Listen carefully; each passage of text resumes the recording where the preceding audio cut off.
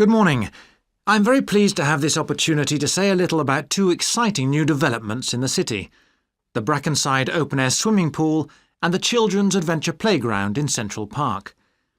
As many of you may know, the idea for these initiatives came from you, the public, in the extensive consultation exercise which the City Council conducted last year.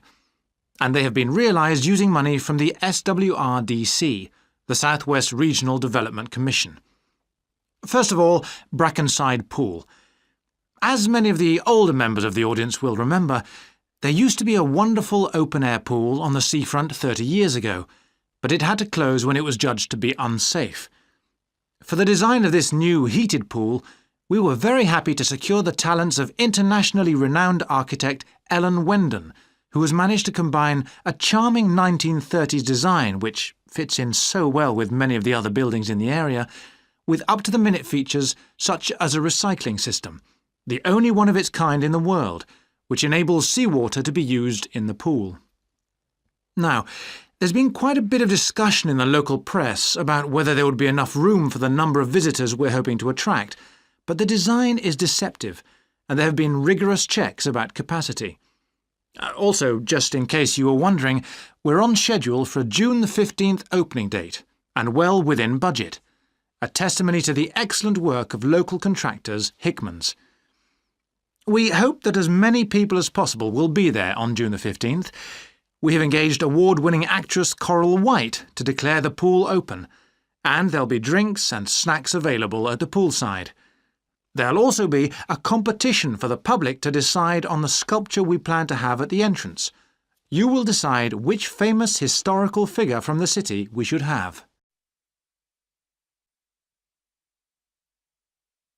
And now, moving on to the Central Park Playground, which we're pleased to announce has just won the Douglas Award for Safety. The news came through only last week.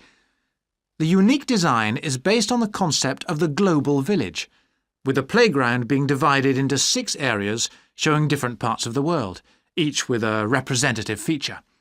For example, there is a section on Asia, and this is represented by rides and equipment in the shape of snakes, orangutans, tigers and so on, fauna native to the forests of the region. Moving south to the Antarctic, we couldn't run to an ice rink, I'm afraid, but opted instead for climbing blocks in the shape of mountains. I thought they could have had slides for the glaciers, but the designers did want to avoid being too literal. Then on to South America, and here the theme is El Dorado, games replicating the search for mines full of precious stones. And then, moving up to North America, here there was considerable debate. I know the contribution of cinema and jazz was considered, but the designers finally opted for rockets and the International Space Station. Eastwards to Europe then, and perhaps the most traditional choice of all the areas, medieval castles and other fortifications. Then last but not least, moving south to Africa, and a whole set of wonderful mosaics and trails to represent the great rivers of this fascinating and varied continent. Now, the opening date for our global playground is the 10th of July, and again, we'd love to see you there. So, make a date and come and see this magnificent, original new amenity right in the heart of the city.